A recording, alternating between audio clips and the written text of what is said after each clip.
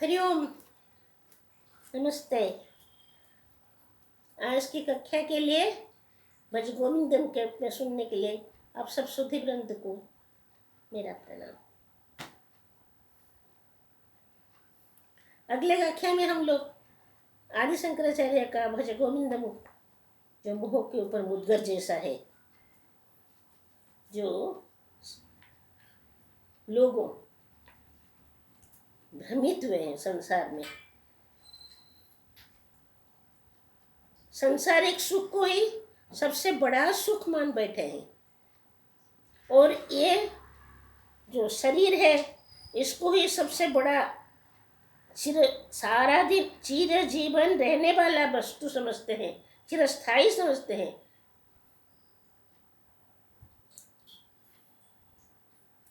ये जीवन कोई परिवर्तन नहीं, ऐसा समझ के इसके पीछे ही अपना सब कुछ लगा देते हैं, जीवन को लगा देते हैं, तन मन धन सब लगाते हैं।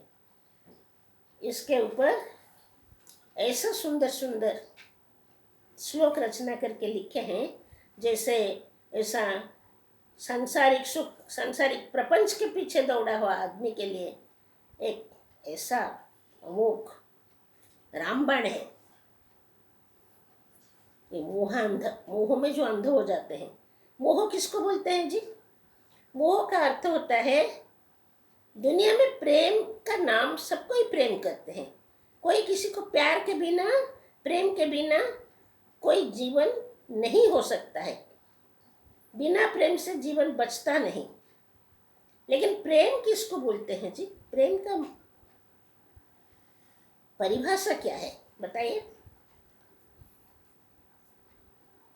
और प्रेम का परिभाषा को ना समझते हुए प्रेम करने लगते हैं। प्यार क्या होता है हम जानते ही नहीं, लेकिन प्यार करते हैं, बोलते हैं प्यार करते हैं। ऐसा मोह किसी के ऊपर हमारा,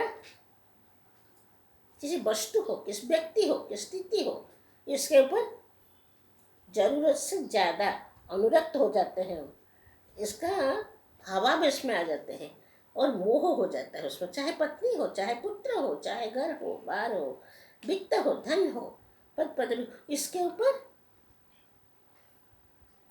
जो प्रेम होना है, जो प्यार होना है, इसका स्वरूप क्या है, प्रेम का स्वरूप क्या है, प्यार का स्वरूप क्या है, ये सब हम समझते ही नहीं। और इसके ऊपर हम क्या करते हैं, गलत ढंग से अपना मानसिक जो आसक्त है, आसक्त मैंने जो अपना कुछ वहां से पाने के लिए अपना आत्म केंद्रिक प्रेम को इसके ऊपर हम आरोपित करते हैं, और उनसे कुछ पाने के लिए हम प्रेम करते हैं, और ये प्रेम हमारा अंधा हो जाता है, इतना अंधा कि हम कोई विचार विमर्श करते नहीं उसके ऊपर। जैसे कि हम बोलते हैं ना, ये वस्तु हमको ना मिले तो हम मर जाएंगे, हैं? ये पदार्थ हमको ना मिले तो हम मर जाएंगे, ये व्यक्ति हमको ना मिले तो हम जीवन हार देंगे। अमूल्य जीवन जो मनुष्य जीवन कदाचित कदाचित कदाचित नहीं मिलने वाला है, इसको भी हम गंवाने के लिए पीछे नहीं हटते हैं। लेकिन प्यार का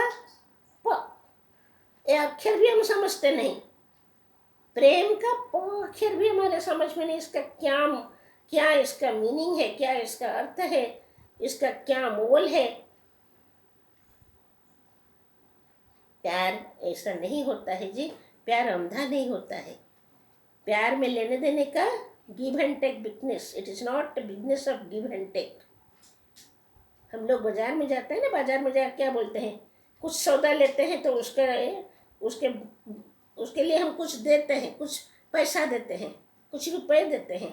ये दो इतना के कितने का है, ये आलू इतने का है, ठीक है, आलू इतना, 2 किलो आलू दे दो, इतना पैसा ले लो। गिव एंड टेक, कुछ लेना देना, ये व्यवसाय होता है। प्रेम व्यवसाय नहीं होता है। आप कुछ दो, हम दिया, आपने हमको प्रेम किया, हम प्रेम किया, आपने नहीं किया, हम नहीं किया। आपने एक बार हमको कुछ रूखा सूखा बोल दिया तो हमारा मुंह मोड़ दिया। ये प्यार नहीं होता है। प्यार कोई सौदा नहीं होता है। प्यार में आत्मनिवेदनता रहता है। प्यार में जिसको हम प्यार करते हैं, जो हमारा प्रेमी है, उसके पर सब कुछ न्यौछावर करने का होता है। उसका सुख में सुखी होना होता है। तो ऐसा जो अंधा प्रेम है, जो उसका अपना अपना सुख प्राप्त, जब तक मेरा उनसे मेरा मतलब चलता है तो ठीक है। जब मतलब नहीं होता है तो हमारा प्रेम उससे हट जाता है। इसको प्रेम नहीं बोलते हैं। ऐसा प्रेमी है जो लोग अपने आप को संसार में मोह में बंधा हुआ, ऐसा लोगों के लिए कुठार जैसा होता है ये उनका श्लोक। तो अगले श्लोक में पढ़े थे ना, मूढ़ जहि ही धना कम तृष्णा कुरु सद्बुद्धि मनसि वितृष्णा यल्लभसे यल्लभसे वित्तोपाकं यल्लभसे निज कर्मोपाकं वित्तं तेन विनोदय चित्तम। हम इसके ऊपर पढ़े थे। जो अपना सत्मार्ग में कमाया हुआ धन में जो कुछ आपको मिला है, उसी के ऊपर जीवन करना और उसी में ही संतोष में रहना, उसी में संतुष्ट हो जाना, यही जीवन है। जैसे तैसे धन कमाना, चाहे काला धन कमाओ, चाहे कुछ को मार पीट के धन कमाओ, कुछ गंदा काम करके धन कमाओ, ये धन नहीं होता है। ये तो पाप कमाता है, आदमी पाप कमाता है। मूढ़ जहि ही धनागम कृष्ण, हम इसको बात किए थे। अभी हम नेक्स्ट वर्ष गए। ऐसा नहीं करना है अपना सद्मार्ग में। तो इसीलिए जब नचिकेता गए थे ना कठोपनिषद में, बहुत सुंदर आख्या आता है, आख्यायिका है। तो इसमें नचिकेता को जमराज ने, उनका आचार्य जो गुरु है, जमराज जैसा गुरु, उन्होंने नचिकेता छोटा बालक को क्या नहीं बोले, आपको सारा संसार, सारा विश्व ब्रह्मांड में सबसे बड़ा राजा बना देंगे, सबका सम्राट बना देंगे। दुनिया में जो संपत्ति है, जो ऐश्वर्य है, जो प्राचुर्य है, जो धन है, सब आपके चरण में लुटता रहेगा। उन्होंने क्या बोला नचिकेता ने, महाराज ये सब हमको नहीं चाहिए जी, हमको नहीं चाहिए। न बिकते न तर्पणियों मनुष्य। मनुष्य कोई धन संपत्ति के द्वारा उसका जीवन का मोल नहीं होता है। इसका जीवन, इसमें सुख शांति नहीं मिलता है, अपना लक्ष्य स्थान में नहीं पहुंचता है। कितना भी धन कमाओ वो कम हो जाता है। वो धन मनुष्य को पूर्णता प्राप्ति के लिए और नहीं बढ़ा सकता है। मनुष्य जीवन में चिर शांति, हमेशा हमेशा के लिए जो शांति होता है, जो अपरिवर्तनीय सुख होता है, वो नहीं दे पाता है। ये संसार का जो सुख है, धन है, संपत्ति है, ये तो क्षण क्षण में घटता रहता है, बढ़ता रहता है। उसका अपना जो स्थिति नहीं है, वो हमको कहाँ अपना स्थिति में पहुंचाएगा। ये उन्होंने बताए थे। हम लोग ये पढ़े हैं पहले। तो अभी हम देखेंगे से वो नेक्स्ट श्लोक में क्या बोलते हैं। नारी स्तन भरनाभिदेशं दृष्ट्वा मागा मोहावेशम् एतत् मनसभिसादिभिकारं मनसि विचिन्तय वारं वारं। नारी स्तन भरनाभिदेशं दृष्ट्वा मागा मोहावेशम् एतन्मांसवसादिविकारं मनसि विचिन्तय वारं वारं। मोह में, आवेश में आके बोलते हैं नारी। जितने बड़े बड़े इस दुनिया में, जितने बड़े बड़े पथ प्रदर्शक आए हैं, मनीषी आए हैं, साधु संत पैदा हुए हैं, अवतार आए हैं, ये सब लोग आध्यात्म पथ जो परमार्थिक रास्ते में इस पर राह पर चलने वाले मनुष्य को यही शिक्षा देते हैं कि अगर आप चाहते हैं कि अपना जीवन को धन्य बनाने के लिए, अपना सुख शांति जो हमेशा हमेशा के लिए मिलता है, जो पूर्णता की ओर बढ़ने के लिए, जीवन में परिपूर्ण सुख शांति पाने के लिए, तो कामिनी कांचन ये दोनों इस रास्ते में बाधक है। कामिनी और कांचन, जहाँ अर्थ है वहाँ अनर्थ है, और जहाँ कामिनी है, नारी है, वो तो कभी नहीं कामिनी, नारी माया रूपी, नारी का शरीर एक माया रूपी होता है, जिसको देखने से आदमी या मनुष्य तत्क्षणात आवेश में आ जाता है, तत्क्षणात आवेश में आता है और क्या नहीं कर बैठता है। नारी को संभोग करने के लिए, नारी का जीवन को प्राप्त, शरीर को प्राप्त करने के लिए, उसको भोग करने के लिए चाहे कुछ भी कुछ करके बैठता है। ये संसार में चलता हुआ स्वाभाविक मनुष्य, हर मानव पागल होता है। पागलापन नारी स्तन भर नाभिदेशम, इसके लिए तो शंकराचार्य जी बोलते हैं, इतना सुंदर बोलते हैं, दृष्टवा माँ का मोहावेशम, आपका मोह जो है, जो आपका सारा बुद्धि को भ्रष्ट कर दिया है, नष्ट कर दिया है, जो एक शरीर को देख कर आपको इतना शिकार बन गए, आप मोह का, आपका मोह का शिकार बन गए हैं। आजकल क्या दिखाई पड़ता है ना समाज में, कोई किसी को प्यार करता है तो बोलते हैं हम अगर आपको प्राप्त नहीं कर सकते आपको और कोई भी प्राप्त नहीं कर सकता है, चलो मार दो उसको। ये प्रेम नहीं होता है, ये प्रेम नहीं होता है।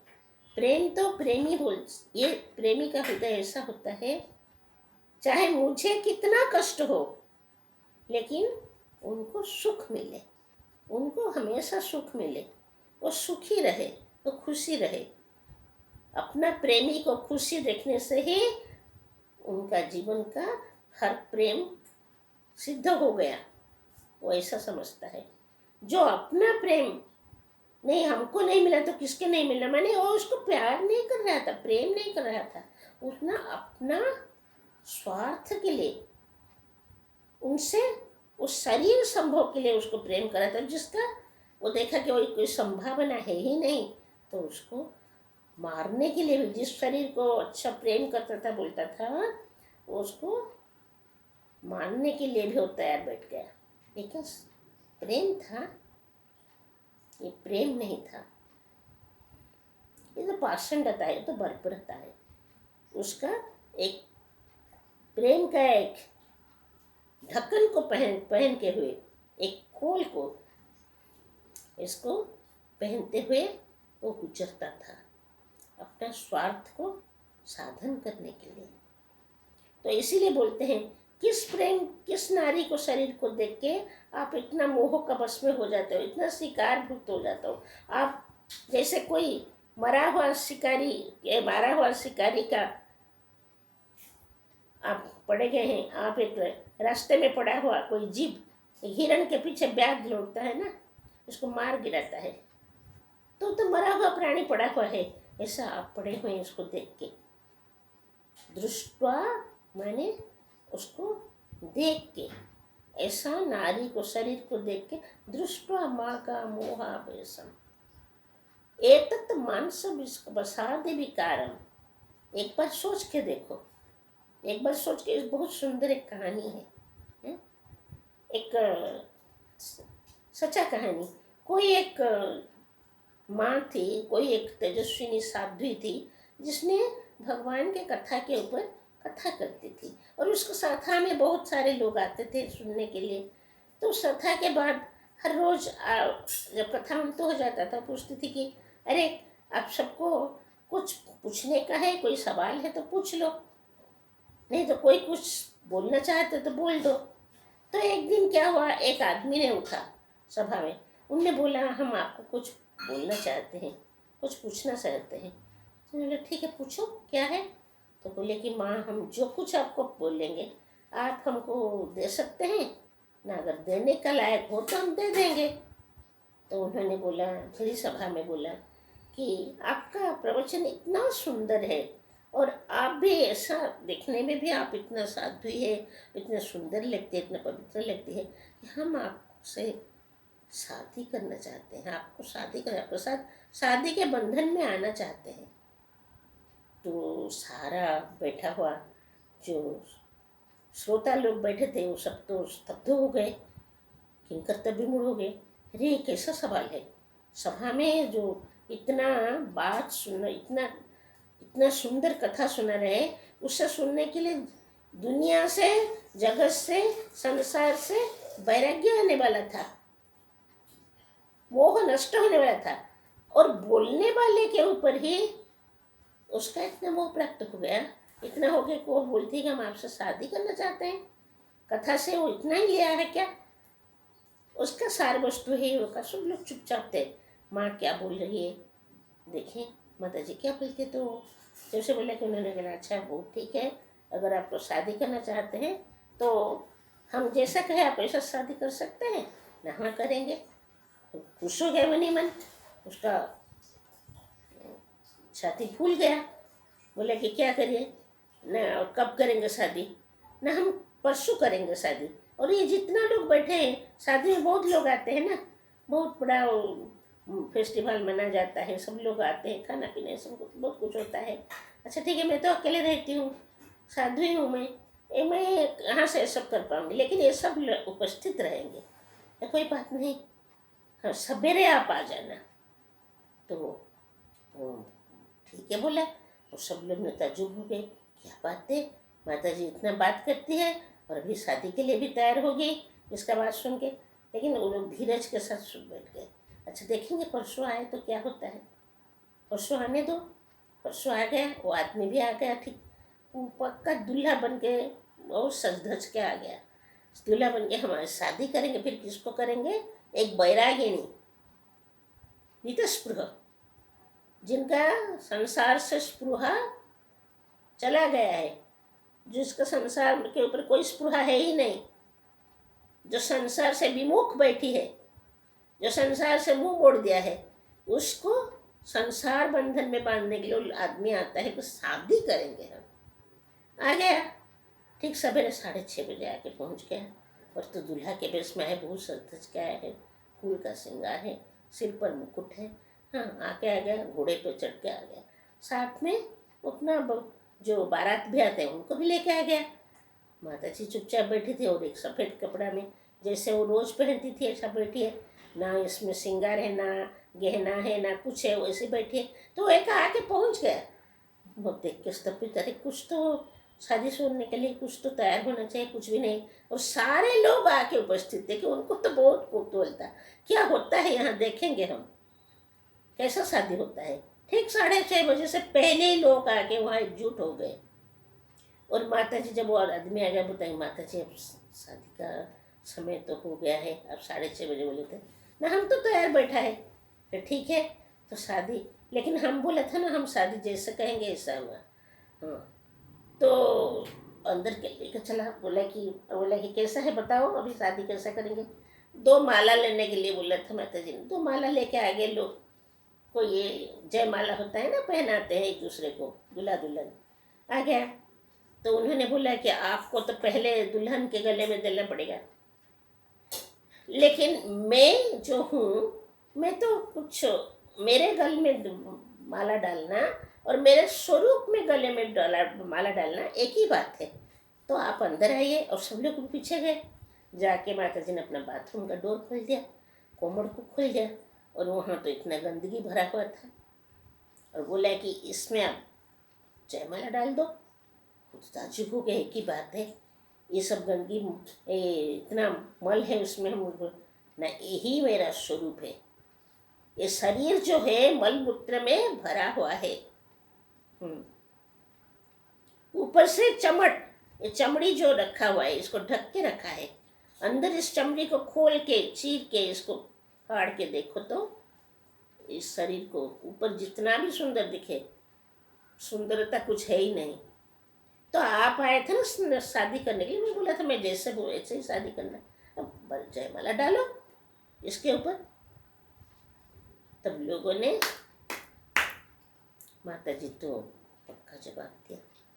उन्होंने बोला नहीं नहीं, हम आपको शादी करना जरूर नहीं, तो चलो। तो जो शादी करने के लिए आया था, किसके लिए शादी करते हो जी, किसको शादी करने के लिए जाते हो? एक रूप के लिए इतना मोह, जो ये रूप अगर जल जाए तो कल किसी को तुम प्यार करते हो, उसका मुखड़ा किससे कैसे भी हो तो जल गया, तो वही प्यार आपका रहेगा क्या उसके ऊपर? इतना ही रहेगा क्या जितना आज करते हो? ओ अपंग हो जाए तो वही प्यार रहेगा क्या? है नहीं ना। लेकिन आँख का मन जो है, तो आप एक बाह्य का जो रूप है इसको देख के, नारी का जो बना हुआ शरीर है, भगवान के सृष्टि में बना हुआ हर चीज के पीछे उनका उद्देश्य है, महान उद्देश्य है। माँ मातृशक्ति होती है। माँ किसकी? नारी किसी की भोग्य वस्तु नहीं होती है। माँ जगत की एक नारी जननी होती है। पहले कन्या होती है, फिर वधू होती है, फिर जननी होती है। और अपने संतान को खाना खिलाने के लिए भगवान ने उसको मातृ गोद में जो आया हुआ बच्चे को खिलाने के लिए उनके पास जो वस्तु दिए हैं, उसको देख के आप मोह में आवेश हो जाते, मोह का आवेश में चले जाते हैं, पागल होकर दौड़ते हैं। आपका कोई अधिकार नहीं है जी। शास्त्र कहता है पुत्र क्रियर्थे भार्या, एक पुत्र वंश रखने के लिए, वंशानुक्रम चलाने के लिए एक पुत्र चाहिए। एक पुत्र के लिए एक भार्या को संबंध होता है एक ही बार। उसके बाद वो सहधर्मिणी है, सहकर्मिणी है, और पत्नी है आपकी, लेकिन पत्नी का संपर्क नहीं रखा जाता है, शास्त्र बोलता है। ये तो पाशविकता है, अमानुषिकता है। तो नारी देवी होती है, पूज्या होती है, संभोग की वस्तु नहीं होती है, भोग्या नहीं होती है। नारी का सौंदर्य में तुम अभिभूत हो अगर आप, तो उसकी पूजा करना चाहिए, उसको उपभोग करने के लिए नहीं चाहिए। और अगर भी ऐसा मन में भाव आता है तो एक बार सोच लेना चाहिए, ये तक मांस बसादि विकार, जो प्रचीर के देखे तो मांस का कहाँ कैसा स्थिति बना गया है। एक मांस पिंडोलाकृति मांस है, उसमें कुछ है ही नहीं। अगर भगवान देखो, वही माँ जो नारी का स्तन में तब तक खीर नहीं आता है जब तक बच्चा नहीं पैदा होता है।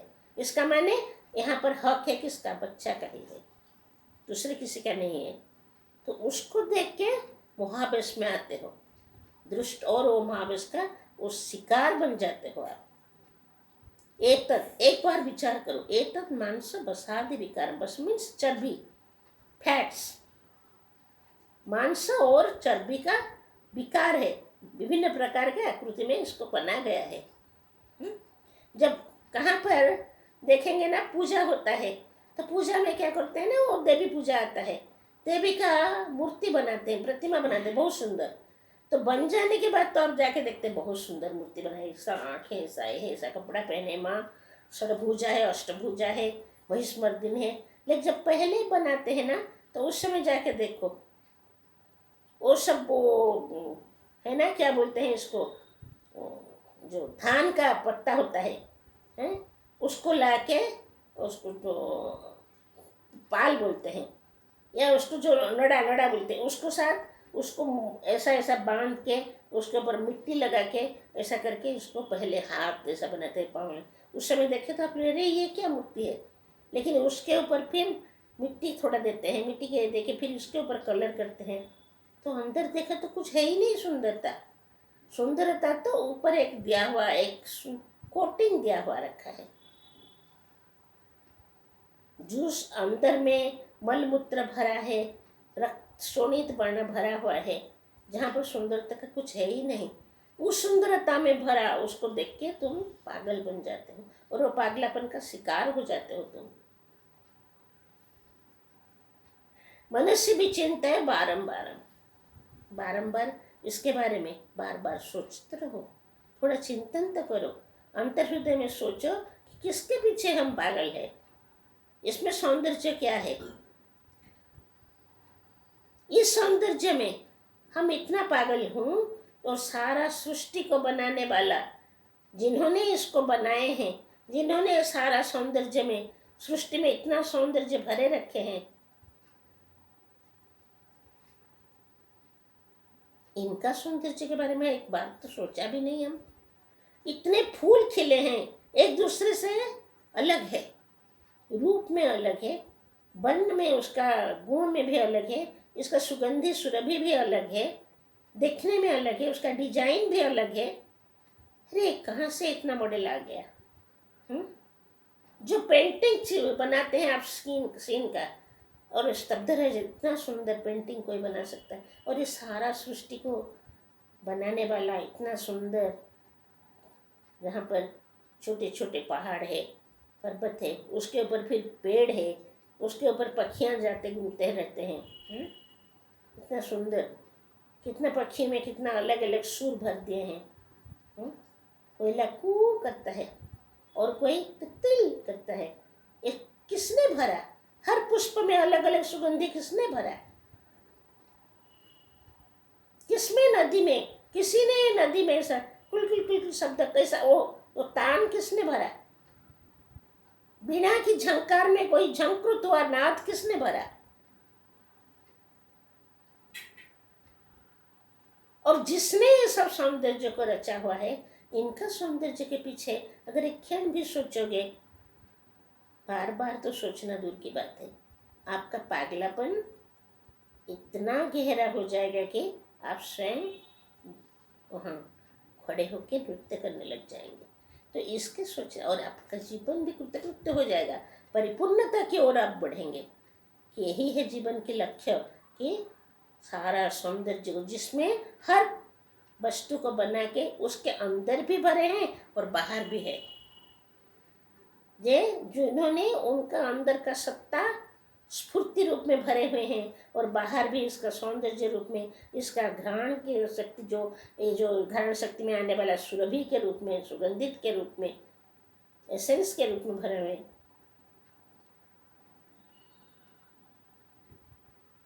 इनका सौंदर्य में आप एक बार सोचो, एक बार जो जगत जननी माँ है, जिन्होंने हर माँ के, हर नारी के अंदर अपना एक एक छिटक, एक छिटक का छिटक भी ऐसा सौंदर्य कैसे भर दिया है, इसमें में इतना ही हो जाता है आदमी।